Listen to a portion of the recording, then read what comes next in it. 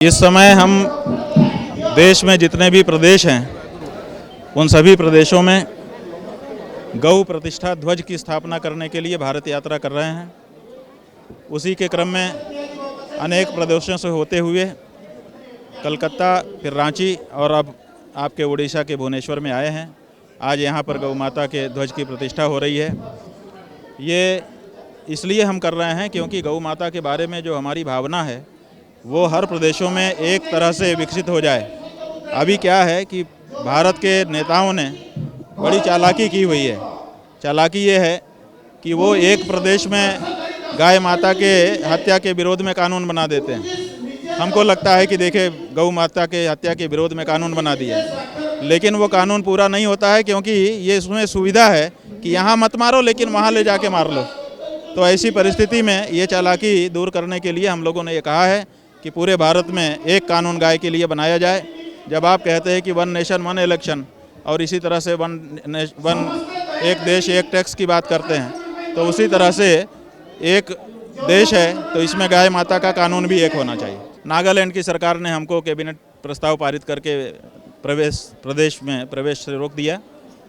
हमने वहाँ के एयरपोर्ट में ही गौ प्रतिष्ठा ध्वज फहराया है और आगे बढ़ के आए हैं।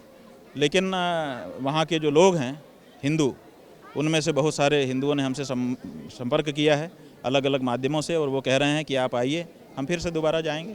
हाँ, दोगलापन नहीं है। आप बताओ, भाजपा, नागालैंड भाजपा कहती है कि गाय का मांस खाना हमारी संस्कृति का हिस्सा है, आप आइए ही मत, आपके उसको रोकने की बात नहीं करिए। और एक तरफ प्रधानमंत्री जी दिखाते हैं कि हम बहुत बड़े गौ प्रेमी हैं, गाय को माला पहनाते हैं, बच्चे को उसको दुपट्टा उठा करके उसको प्यार दिखाते हैं, पूजा घर में उसको फ़ोटो दिखाते हैं आप लोगों को। तो ऐसी परिस्थिति में दो चरित्र हो गया कि नहीं हो गया? दो चरित्र क्यों होना चाहिए? आप अपना सही चरित्र बता दो कि वो वाला सही है कि वो वाला सही है। गाय का एक्सपोर्ट आप बढ़ा रहे हो, गौ हत्यारे का माने कसाई का रोल है वो, तो आप कसाई हो कि भाई हो?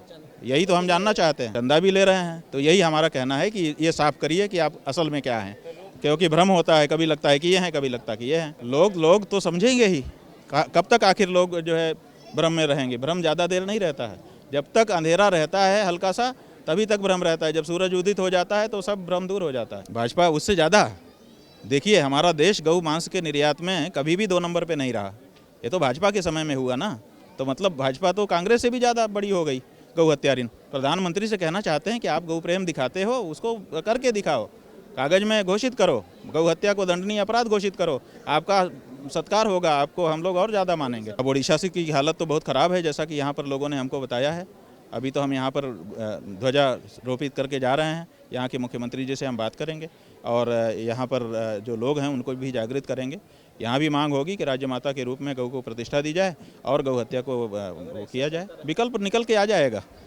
विकल्प जो है, जब कोई व्यक्ति फेल हो जाता है ना, जब हमारा पैर खराब होता है तो हम लाठी ले लेते हैं, छड़ी उठा लेते हैं, तो उसी तरह से जैसे स्पष्टता आएगी वैसे हो जाएगा। अभी जैसे देखिए वहाँ पर शिवसेना ने गौ माता को राज्य माता घोषित कर दिया।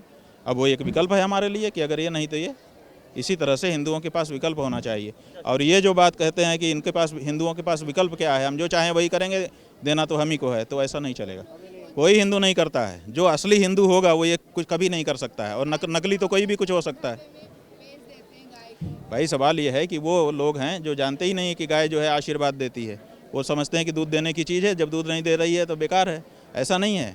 गाय तो आशीर्वाद देने के लिए होती है, दूध देने के लिए थोड़े होती है। दूध भी दे देती है, अलग बात है। असली उसका देना है आशीर्वाद, और उसके आशीर्वाद से सब कुछ मिलता है।